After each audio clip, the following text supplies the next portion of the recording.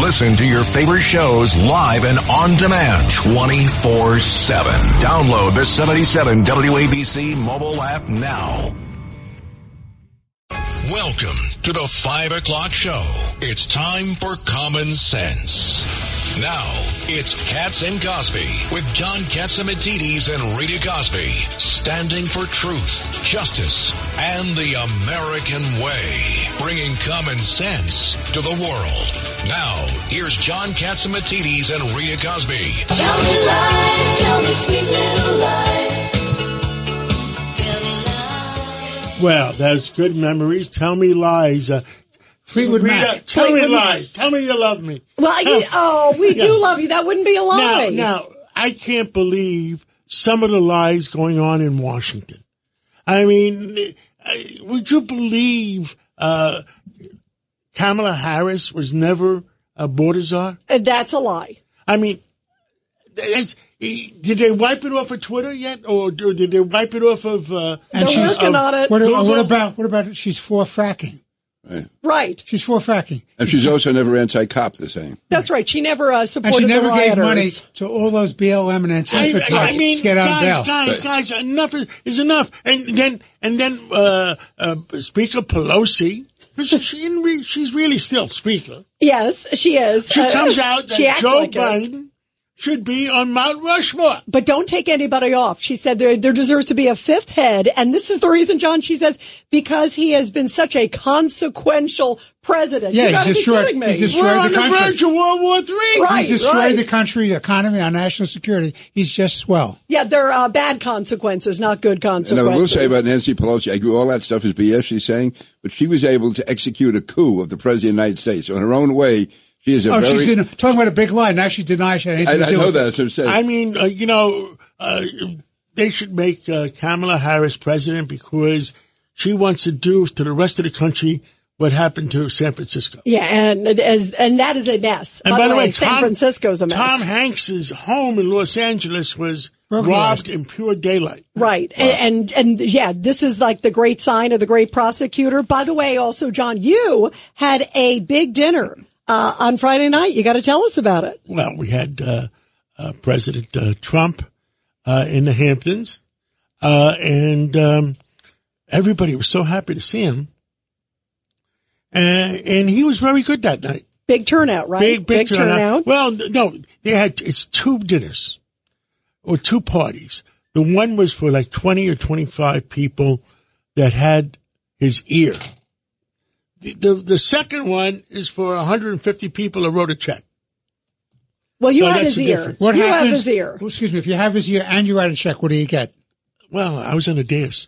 There you go. There you go. And by the way, you should be listening to you. Speaking, by the way, of economy today, what a mess. I can't believe what's happening in the stock market. Well, Larry Kudlow told you on Friday. Yes, he said we're on the precipice. He believes of a recession. And we saw it today in the numbers, John. But John, you had a great point before the show talking about Hertz and Uber. Because I was laughing. I couldn't stop laughing today. Hertz. There was a story about Hertz getting rid of all their Tesla cars because they can't handle it anymore. And Hertz almost went bankrupt because of all the Tesla cars they bought. And then I turned the page, and there's another story. Uber wants to order 100,000 electric cars from China. Well, why don't they just go to Hertz and get them cheap? Yeah, exactly. Get a deal. How stupid can you get? Really stupid. I mean, Hertz almost went bankrupt on electric cars, and Uber wants to go buy 100,000 new cars. You can't make it up. We got to find out why. Is there a kickback? Why? Yes. Is there a kickback? Yeah, well, that's what I'm wondering. Politics. Is there a kickback? Yep. For Uber someplace. Yeah, there's got to be Also, something. about the economy, Harris has said that it's all Trump's fault. Trump caused all these problems.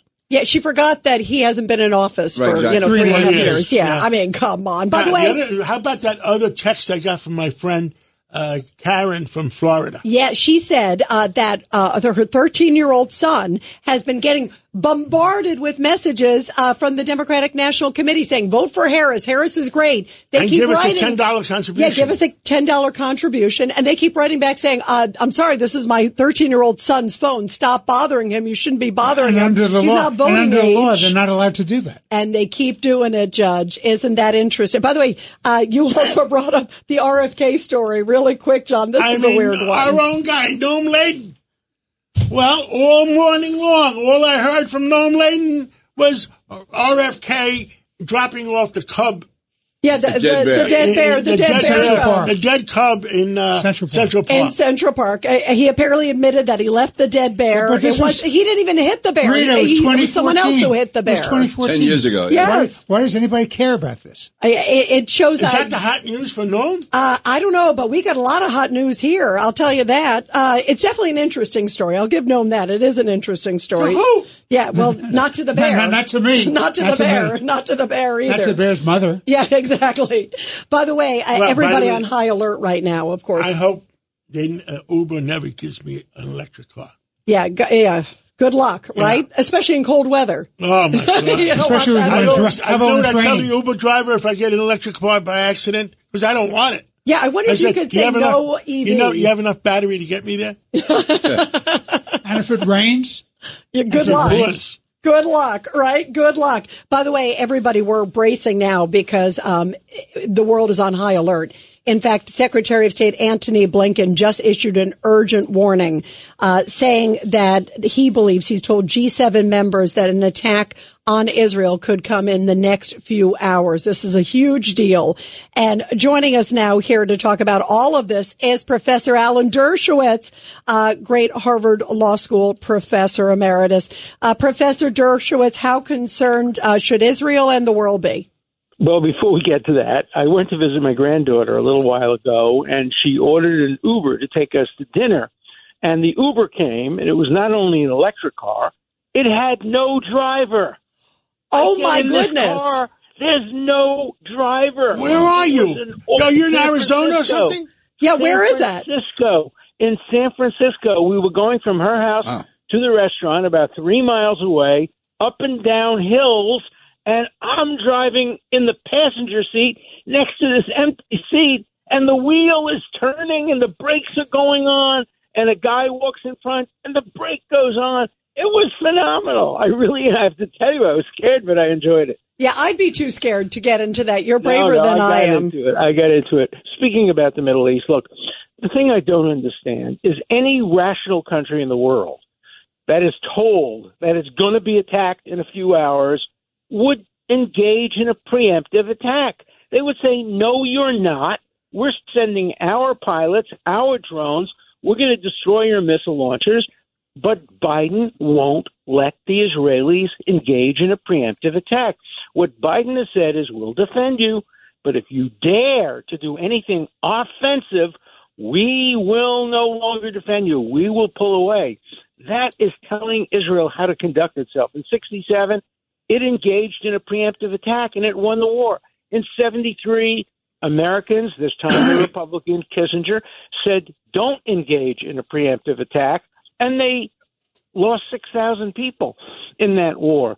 So I just think it's a terrible mistake for the United States to be in any way dictating to Israel how to defend itself, whether preemptively or reactively, to what inevitably is going to be an attempt by Iran to kill many Israeli citizens. And the head of Iran said, we're targeting civilians.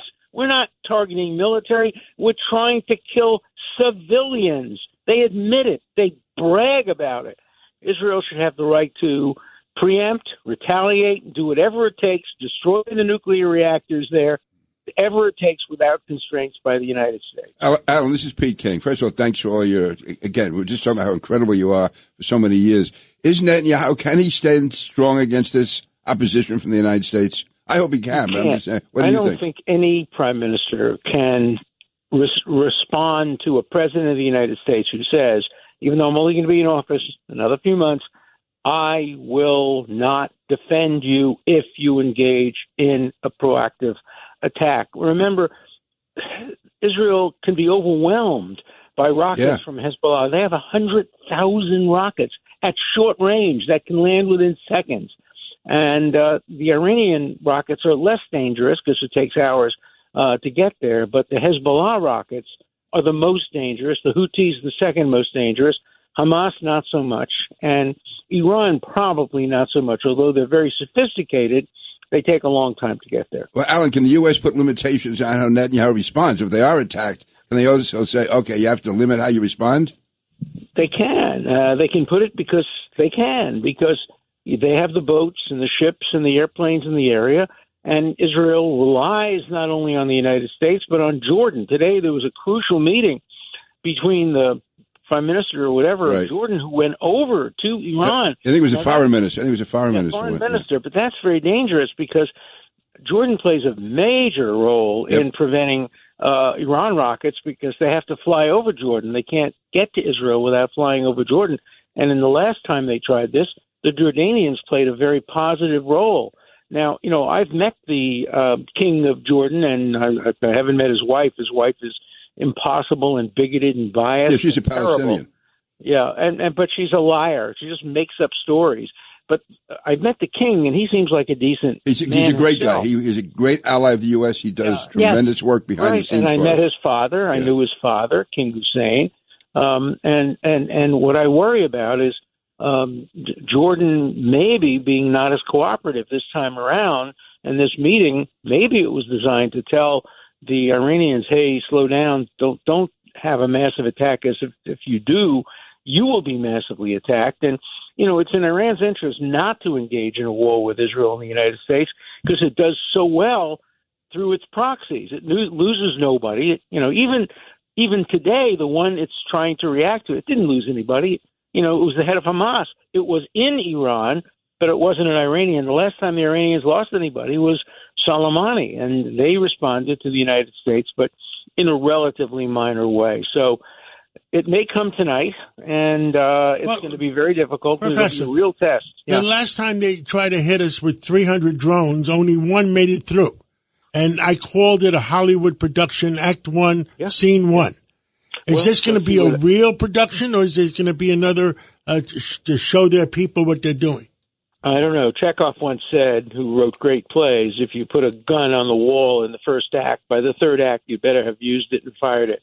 So I don't know whether we're going to see a greater Well, I'm doing Sid's show time. tomorrow morning, too, so we'll find out by tomorrow morning.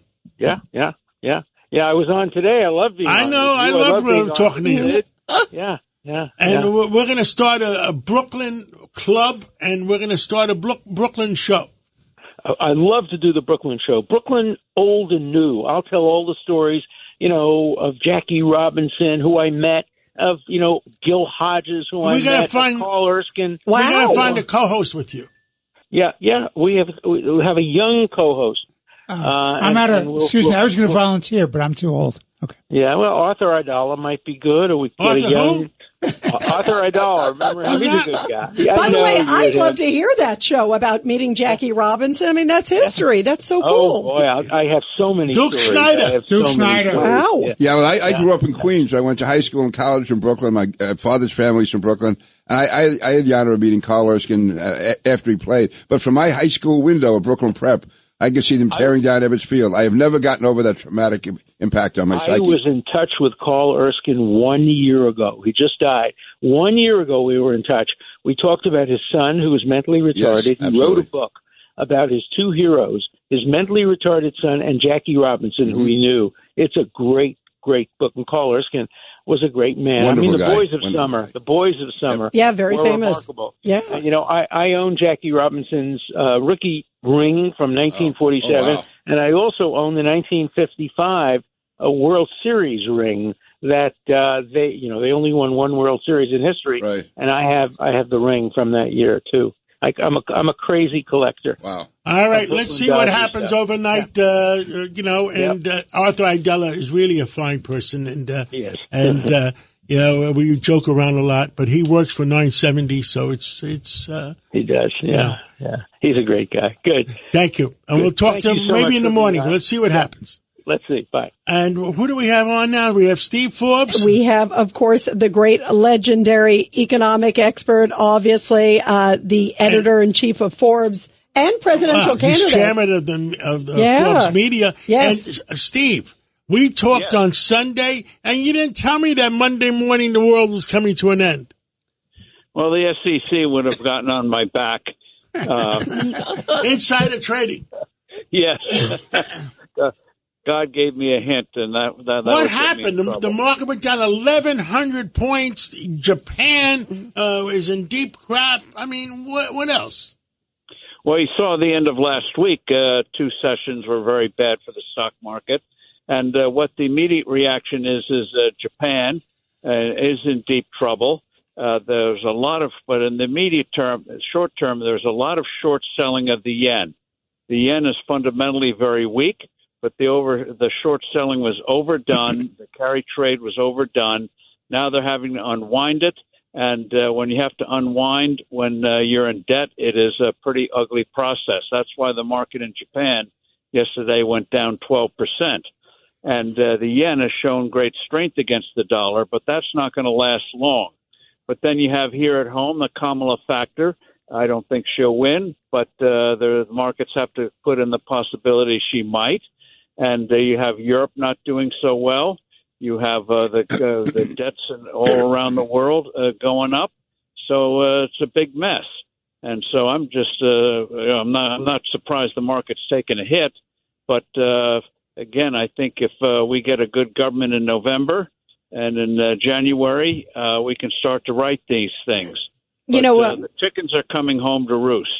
Steve Forbes, this is Rita. Great to talk with you again, too. Steve, how much also do you think all of this is with the numbers that came out, last week where we saw 4.3% as the unemployment rate and 113,000 jobs? It wasn't what obviously even, the Biden-Harris administration was touting. It was clearly a bad sign. It is. And the U.S. economy has been shaky for a while. And I think now they can't hide the numbers anymore. And that jobs report, it was even worse than that 111,000 number they came in. Previous months, they revised it downward 29,000. And when you look at the numbers for the past year on jobs, there's been a loss of 500,000 full-time jobs and a gain of 550,000 part-time jobs. So Now, the job market... Steve, were those mistakes, or were they cooking the books and adjusting later? Well, they who knows? But you take it with a big grain of salt, whether the salt is deliberate or just put on the table by mistake. Yeah. and so, yeah. I mean, I saw that movie with Duke and Duke. Yeah, the job market. There's some decent parts of the economy. Yeah, but we're not like where we were in some times past. But it is a weak economy, and it's not good for the Democrats. So, Lord knows what they're going to try to do to win this election by hook or by crook. Yeah, who knows what the October surprise could be? Maybe it's an economic one. Judge Weinberg for Steve Forbes. Steve, good to talk to you again. How can Kamala Harris's policy of raising taxes, giving Social Security and Medicare to illegal migrants be good for an economy? I don't understand. It isn't, and that's why I hope Donald Trump has the debates with Kamala Harris and brings those issues out. And it also shows that the Republicans have to start running some good ads on a sustained basis in social media and elsewhere, pointing out her real positions. And, for example, she hasn't answered one real question from the press. She hasn't had one real press interview. And so she'd have a lot to answer for, and she wouldn't answer it very well. So keep your fingers crossed. We have the debates, and also we got to get the truth out. Right now, she's having an easy ride.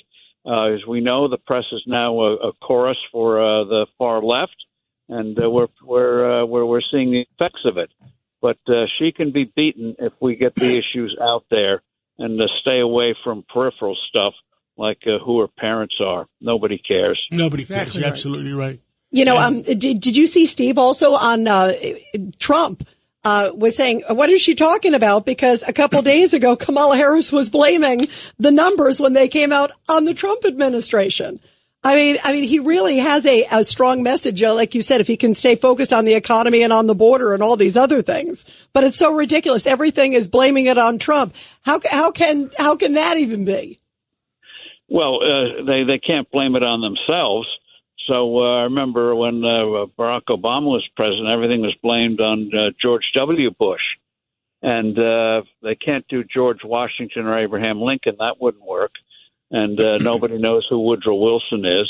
So they have to blame it on the predecessor, the evil Donald Trump. And but I think when Trump hits the real issues, that's going to be hard to sustain. I mean, I was with Larry Kudlow. Very basic question. If you have a wobbly economy in a shaky world, who would you trust? The businessman or the candidate who hates business, which she does? And there's never Trump has That's a good analogy. Trump has written checks to people from his businesses. She writes checks at the expense of taxpayers. So who do you want in the White House in a troubled time? That's a good analogy, Steve. Anything else you want to tell the American people?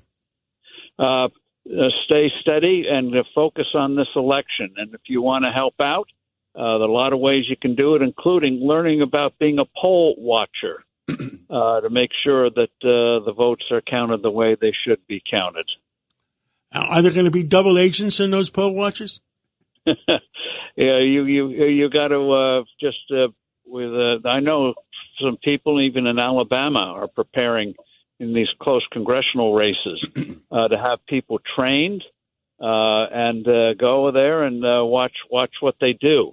And we didn't do that in 2020. We got to do it this time. Now, I really believe, before we hang up, the one thing I do believe in, if they're going to have expanded voting, it should be maybe Friday, Saturday, Sunday, Monday, Tuesday, not 4 weeks, 5 weeks, 6 weeks, 7 weeks. There's no way you're going to have enough poll watchers to watch it for 5 weeks.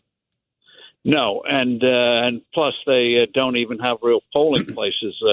Drop boxes. In Oregon. One of the worst things in the world, drop boxes. For that. And those boxes, who knows what happens with them when they go in certain hands. Steve? And ballot harvesting and nursing homes, we know all of that. So, again, we should push, and I wish we'd done more of it, to have Election Day actually hold an election instead of this 3 months in advance voting. Yeah, it should be a long weekend, if so that way you have one shift of poll watchers and that's it. So, it's 5 days and that's it. Thank you, Steve Forbes. Thank you, and thank you for everything you've done for our country. And keep fighting. Let's take a break. And what are we coming back with, Rita? We have Rich Lowry of the National Review, who's going to tell us. He's a good guy. Well, he may say who's going to be in the White House. Who's running the White House now? We don't know. Do you know? Who? Anybody? Well, we have Congressman King here. We have not Justice. Justice. Judge. Justice is right. Justice is right. Judge. Tell my wife, Justice Weinberg. And who is running the White House? Does anybody know? I don't know if Kamala knows or Joe knows. I don't know. Joe certainly Let's take that break and we'll be right back. A common sense recap of the day's biggest stories. It's John Catsimatidis and Rita Cosby. Katz and Cosby on 77 WABC. And joining us now here on Katz and Cosby is Rich Lowry, the editor-in-chief of National Review. Rich, with all of these things going on, who is running the White House now? Tell us. Yeah, it's a good question. We've been wondering that for a while, right? Some tight circle around Biden. I don't know these people. I don't talk to these people. So we're going to have to wait until the memoirs are written. Yeah, we will, because, with all the decisions, like there was the 9/11 decision, the plea deal for Khalid Sheikh Mohammed and the other guys, you wonder who even agreed to that. Then we're hearing, of course, that the defense secretary decided not to do it. It's like flip-flopping all over the place, but you have no sense of who's running it, right? Yeah, I mean, it's really an unprecedented situation where we've had a lame duck president in this situation who's declined to run again because he can't run again. LBJ, he was worn out and he wasn't feeling he had enough Democratic support, but he was still capable of doing the job. And we have a president, obviously, where that's a huge question. So everyone, it'll be a version of what we experienced before the debate. Everyone's saying the same way they said, oh, he's a perfectly fine candidate. They're saying now he's still capable of being president, but after January, we'll hear the stories. Yeah, and especially as we're on the brink of everything that seems to be ahead in the Middle East. It is a mess. One of the things you just wrote about, Rich, is also about Kamala Harris's claim of border success. You wrote a column saying it is sociopathic. Explain. Yeah, I mean, the chutzpah, the gall, the audacity to claim, as she does in this ad and as she has on the stump, that she's better, that she's stronger on the border than Donald Trump, who had gotten it under control by the time he left office in 2020. And they ripped it all up deliberately, knowing what was going to happen, being warned what was going to happen, and they didn't care, and they let it run for 3.5 years. It's still running now, basically without any serious measures to check it, and all of a sudden she's the strong one. It just goes to the media adulation is so off the charts for her. I think she thinks she can get away with anything, so why not try to get away with this? Yeah, have you ever seen such gaslighting? I mean, it really is incredible that has these ads out there saying she's better on the border. Has these ads like she's the strong leader. I mean, it just seems like it's like story after story, John, as we're talking here. It's just remarkable the amount of lies that are occurring, and it's like it's an everyday thing. What do you mean I'm lying? They're just lying every day. I just can't believe it. Yeah, I know. It's so. You look at the changes on the position. Usually in a presidential race, a candidate changes a major position. It's a debate for weeks, right? It's an obsession. There's back and forth in the press about it. She's changed now on about 8 major things in the course of 7 days, and it's disappeared. And it just goes. The media environment is so favorable to her. I don't think it can be this favorable for duration, but they're going to try to keep her on prompter and away from interviews and hope the honeymoon lasts through November. Let me ask you a question. The other question, she was border czar, the czar of the border. Have they taken it off Google and off of everything else? I mean, is there any proof left that she was or wasn't? Well, I mean, there's on the record statement from Joe Biden saying she's in charge of the border. She had a. Have they removed it, or is it still there? Well, you can still find it. It might be difficult, but she had. Part of her job was diminishing the crossings from Central America by promoting development there, which itself is just insane. Maybe 30 years from now, if those societies are transformed, people are not going to want to come here for economic reasons. But otherwise, if they can get in, they're going to come because they're going to have better jobs and their families are going to be better off in the long run. And if the message gets out back home that they're getting in, then that's incentive for more people to come. Again, they were warned about this right at the start of the administration, and they ignored it. How can Nancy Pelosi this morning or yesterday say that President Biden's should be put up in Mount Rushmore? Mount Rushmore. Yeah, it's called overcompensation. I mean, part of her must feel guilty. She was the one wielding the knife. It was like Caesar. There are a number of people stabbing Biden in the front and the back, but she was the leader of it, and I think she's trying to make up for it by saying clearly ridiculous things. Even Leslie Stahl of 60 Minutes rolled her eyes at that one. By the way, the other big lie is we have her on tape talking about that she screwed up on January 6th, and there's still people in jail on charges of no charges. Yeah, I mean, if there had been about, 100 more, 200, 300 more officers there that day, it wouldn't have happened. So it was in part a failure of security. That said, I don't think it's makes any sense for Trump the way he did at that Atlanta rally the other day to relitigate 2020 stuff. He was slamming Brian Kemp, the popular Republican governor there, because they had a dispute after the election. All that's got to go away. He's got to focus on the economy, inflation, and the border, and just hammer away on that in a really disciplined fashion. Write this down. Make friends every day, not enemies. Mm-hmm. Well, you can have the right enemies, but don't make former friends into enemies. At least in politics, at least that. And there's a lot to hammer on, as you talked about, with border and Absolutely, economy and so much else. Wow. Well, Rich Lowry, thank you so much for joining us. We really appreciate it. Always great to have you Talk here. soon. Well, that Rich Lowry is one smart guy. I liked your line. What was it? What was it about? Make friends, not enemies. We wrote it down. That was a good one. Somebody send it to our friend, please. It's too bad he has more access to Trump because he is really a level-headed, common-sense guy. How about some hot news sponsored by Goya Foods? Give us the hot news of the day. Top news of the day, sponsored by Goya. Here's Rita Cosby. Well, as you heard here from Steve Forbes at the top of our show, we were talking about the economy, and the spiral of the American financial markets today is stoking fears of a recession. Some of the experts say the most accurate indicators of the initial start of a recession was triggered after July's 4 jobs report. Former President Donald Trump took part in an online stream today with popular streamer Aiden Ross. Upward, get this, of 600,000 people tuned in. Ross is a highly popular guy with young people, and he originally started streaming himself playing video games, but has since become a major supporter of and endorser of Trump.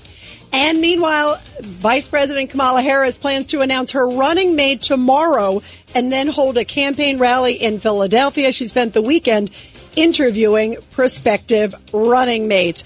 And those are the Goya hot stories of the day. You're commuting home with Katz and Cosby. Now, here's John Katzimatidis and Rita Cosby on 77 WABC. And we are back here on Katz and Cosby, and everybody just waiting to see what may happen. Iran threatening Israel with huge force, and there's reports it could come at any hour. Joining us now is Victoria Koch. She's a former Deputy National Security Advisor under President Trump. What do you think maybe the next 24 hours, 48 hours could look like? Clearly, the president's concerned. They're in the Situation Room as we speak. Well, Rita, good to be with you. Yeah, I think the activities have started. There are now credible reports that the Iraqi Popular Mobilization Forces, the Iranian proxies in Iraq, have fired a couple of rockets at Al-Assad Air Force Base in western Iraq, which houses the bulk of the U.S. troops who are still in country, and that several of them were injured.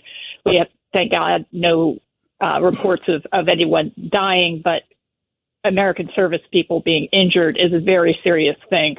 And it just shows us that the Iranians don't differentiate between the Israelis and the Americans.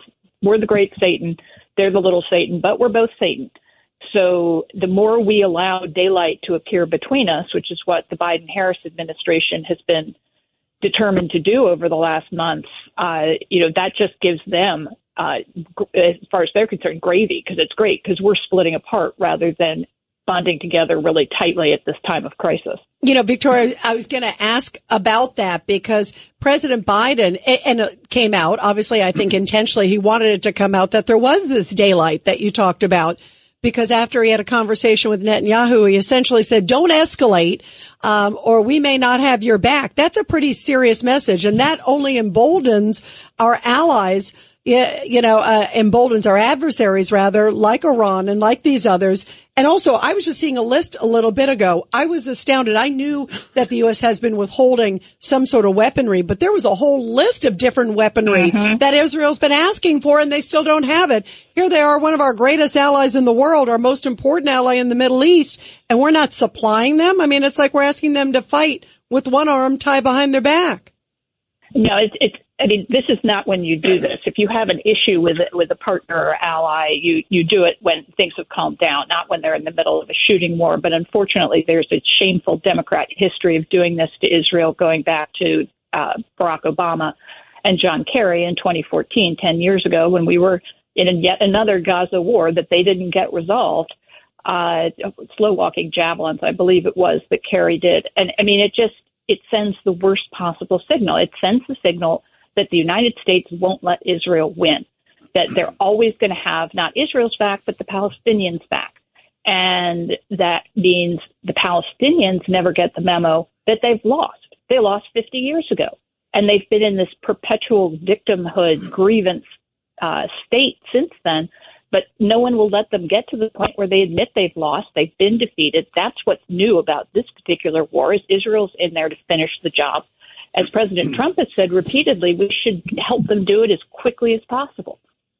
Yeah, absolutely. Judge Weinberg. Victoria, good to talk to you again. I'll tell you what troubles me enormously. They're telling them don't do a preemptive strike, which is bad in and of itself. But then they say, if you are attacked, we're not going to defend you if you go aggressive in that. In other words, you're allowed to knock the missiles out of the air, but you're not allowed to go and blow up the fuel supplies of the Iranians. I mean, what is with that? Well, that's their whole policy, Judge, because that defines the Biden-Harris approach to Yemen, for example, where they will only strike, if you call it that, defensively. So if they see a missile or a drone that's ready to go and hit us, they will permit that strike to be taken, but they won't let you go in and preemptively take out the infrastructure that's supplying that. And that's why the fact that the Houthis still aren't on a foreign terrorist organization list is so shameful, because what that particular designation, unlike the special designate global terrorist designation, the FTO allows you to go after people who are providing material support to the terrorist group in question, like the Iranians. Yeah, it's like they're talking out of both sides of their mouth. You know what I just saw the other day, Victoria, that finally Zelensky was cheering in Ukraine because he finally got the F-16s. They have been asking for the F-16 since the start of the war, which is now years, plural. I mean, how is that any way to support your ally? And I feel like it's sort of the same thing that we're seeing with Israel. No, it's crazy. And we've taken a lot of criticism for this at Heritage. But 2 years ago, we started raising the issue of why, if when at that point 2 years ago, when Ukraine had the momentum, was on the offensive, why don't we have a strategy to win this war?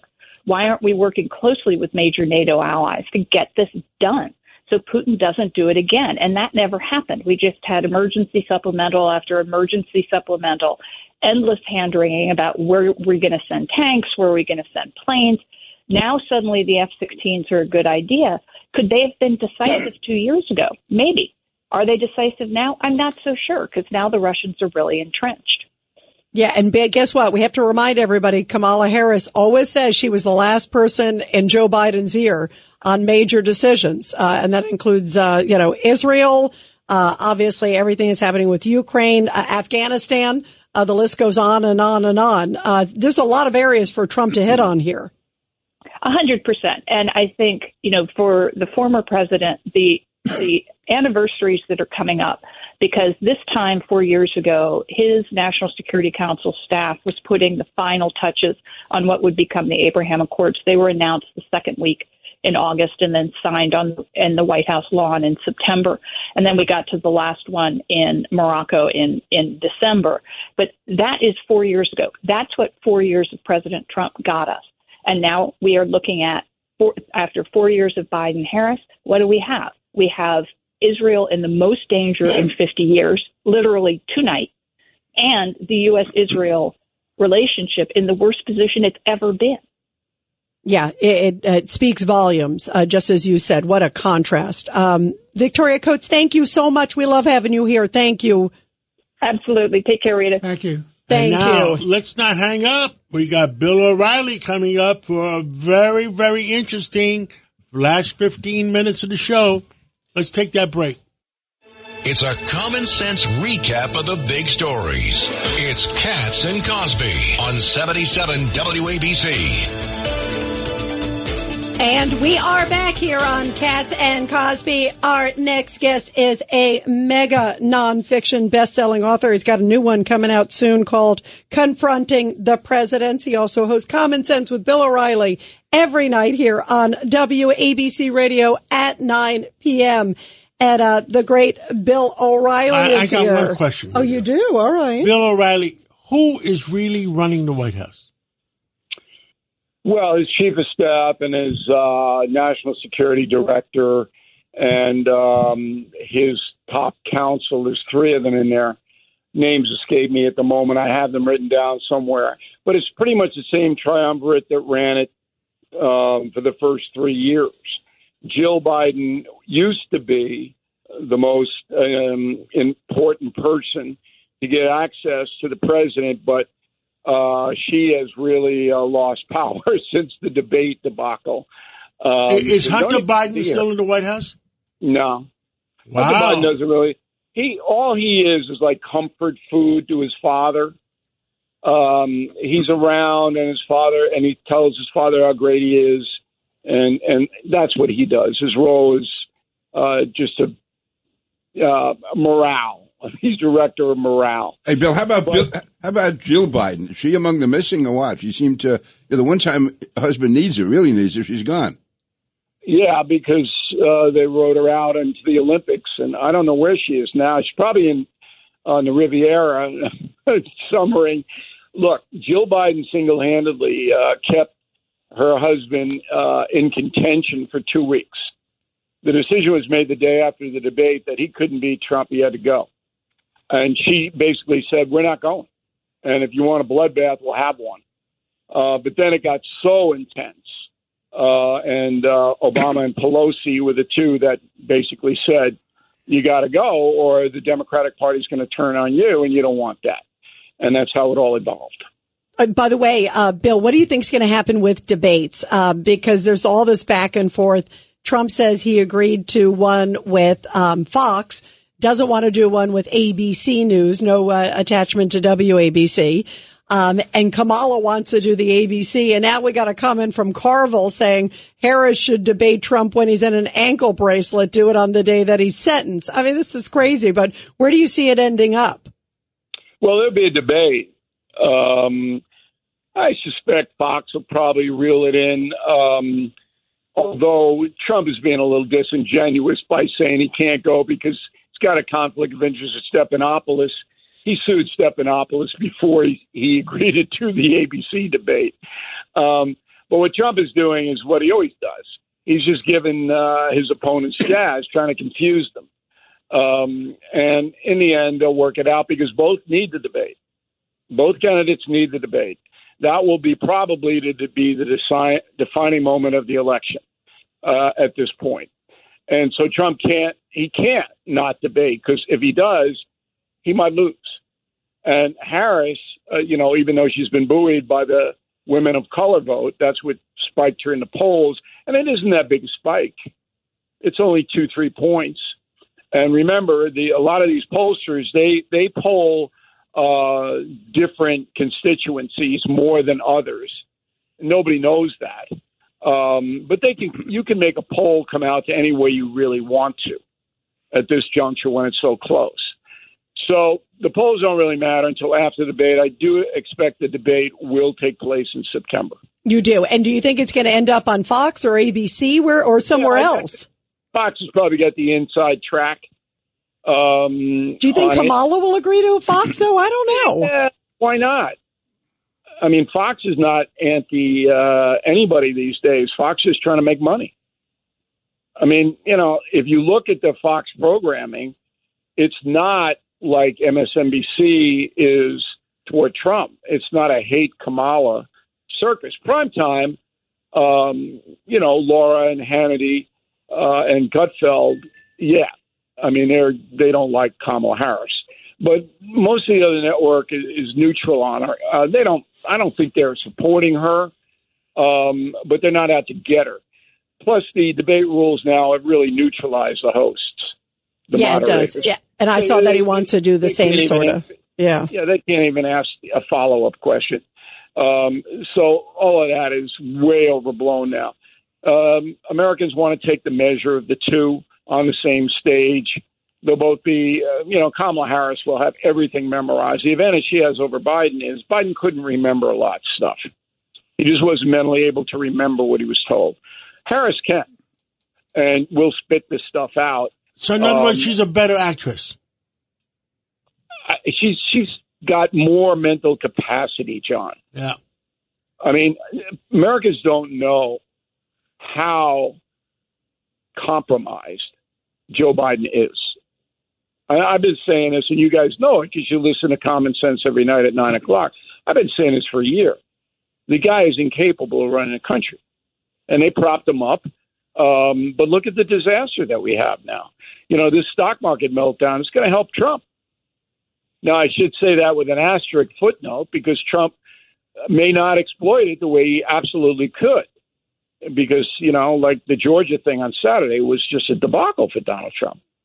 I mean, it's almost as self-destructive as anything I've ever seen a politician do. Go into the state of Georgia and rip up the governor who's a Republican and 60% approval rating in the state, and you need the state? Does that make any sense to anybody? No, Bill, you're right. That to me was such a mistake, an unforced error, no reason. It was just narcissism or something. I mean, Brian Kemp isn't bothering anybody right now. In fact, he's endorsed Trump, and Donald Trump is going back 4 years over a grudge with Kemp. He did not gain one vote, and he probably lost quite a bit. And he may lose the state. And when you have Lake and Riley as your central part of your campaign, that's the young University of Georgia woman who was killed by an undocumented migrant. When you have that as your headline, you should win that state by 10 points because that's directly on the Biden-Harris resume. They can dance all they want, but everybody knows that open border has led to hundreds of thousands of deaths if you include drug overdoses. Absolutely. Yeah. You can't get around it. Yeah, stay focused on border, economy. There's so many huge issues. Judge Weinberg. Bill, I want to ask you two things. One, what do you expect the person to be who's going to be a designee of Harris to be the vice president? And what do you expect out of the Democratic convention? I think Shapiro will get it, but that's a guess. I think, they know now they're making a video. So they're going to release a video, the Democrats, about, their VP pick. And that video might come out tonight, might come out early tomorrow morning, but the VP pick and Kamala are going to Philly tomorrow. And that tells me it's Shapiro, right? You're going to Philadelphia, right? That makes sense. Makes sense. That makes sense. I'm a simple man. I'm just adding it up. And I don't know why Shapiro would take it because he's really getting into a far left snake pit here. He's got to support everything that Harris wants to do, which is crazy in some, especially in the tax. She wants to raise taxes on corporations. Who's going to pay for that? The consumer's going to pay for it, and the consumer's tapped out. That's why you saw the pullback in the stock market. We have a consumer-driven economy here. The people spend, stock market goes up. Well, people are out of money. I don't have any more money to spend. She's going to raise taxes on corporations that'll pass that on to the consumer? Are you nuts? And they don't care because they want the federal government, they being the Democratic progressives, to run the economy. They don't want private enterprise. Shapiro's going to have to defend that. But, none of them are going to do any interviews. That's what really rankles me. I've been trying to get, what's his name, JD on my show. And I'm not getting anywhere with it. And we got millions of people listening to us. And he's dancing. Vance is dancing. I mean, that's just crazy. But they don't want to go into any tough interviews. Neither party wants to do that, although Trump will. He's not afraid. But Vance, I think, is afraid. Well, they should be out there. I agree. Hey, Bill, before we let you go, you also wanted to talk about a social disorder in New York City real quick. Yeah, we'll do that. I'm going to lead with that tonight on Common Sense. And there's a way to solve all this drug addiction crime, this homelessness, this disorder in New York City. And it's not complicated. Giuliani and Bloomberg did it. I'm just going to go over it. But I had a question. Did you guys ask Vance to come on your show? Did we ask? I texted him congratulations. I have his text number. I texted him congratulations the first day, and usually he answers me right away. He didn't answer this time. Yeah, I think this guy's handcuffed. I really think they're just shutting him down already. And he's got to get himself out there because right now all he's getting is bad press. He's got to turn that around. Well, how can he turn it around if he's not going into the places that want to talk to him? Well, that's what I'm saying. That's why you should do it. That was my whole point. But he's not doing it. I know. I agree with you, Bill. We agree. Well, wait, two Irish guys agreeing? Yeah, that's rare. Where's my nitroglycerin tablet? I'm just so outraged by it. I'm venting. This guy vent against him, not against me. He should be on every forum that will give him a fair shot. Absolutely. Every forum, right? Absolutely. Absolutely. You guys would give him a fair shot. I'd give him a fair shot. Where the hell are you? 100%. Absolutely. And they should all be out there. Listen, the American public deserves to know. And I think, I think he's got some interesting stuff in his background too with his, his personal story is amazing. Well, let him tell it, Rita. Yep. I mean, I'm not going to stick up for this guy unless he starts to get out there. And don't think that Kamala or whoever a VP is going to come out. They're not. They're not going to submit to any interview that might challenge them at all. And that's really a shame because now we have total blackout of any kind of free exchange of ideas. They don't want that. You'd have to kiss their butts or they'll ignore you. Oh, it drives me nuts. By the way, the Democrats have done a great job of keeping a secret. Yeah, you mean other than speculation, nobody knows for sure. On the VP pick, I agree, John. I mean, sometimes they didn't know. They didn't know until I think yesterday because they were worried about Shapiro's religion. Right. But they basically came to the conclusion, what I'm hearing is that they're not going to surrender to the far left nuts. And in Chicago, you'll see the far left nuts. They will disrupt that convention. That's what, Bill, I was just thinking that as soon as, if she does pick, they're going to go crazy in Chicago. And especially the first night when Biden's set to speak. And isn't it interesting to getting rid of Biden on day one? Usually the incumbent goes on the third day before the candidate. But Biden, they want to get him out of there. Right, but in and out. Right. Right. Yeah. And the Chicago police cannot handle it. Cannot. So it'll be interesting to see what kind of federal presence, marshals and Secret Service they put in around that convention, because that's going to be nasty with a capital N. It is. It is going to be a mess. By the way, Bill, do you think Shapiro is the right pick, or do you think it should be a Kelly, or if it turns out? I think Shapiro governs well, but I don't. He's incompatible with her. She is so far left. Is that the old Kamala or the new Kamala? Because remember, she seems to be. Baloney. I got Victor Davis Hanson on, who's one of the smartest guys around. You guys should book him if you haven't. Yeah, he's great. And he knows everything about Harris and how Harris wants to turn the United States into California. It's exactly what's going on. Yeah, scary stuff. Scary stuff. Well, Bill, I'm doing Sid's show again in the morning, Bill. So tell him, give him my text. Sid's paying you. Is it Sid paying me? We were calling him to find out if the hurricane is headed in Boca. If Sid's in Boca, that's where the hurricane's going. Absolutely.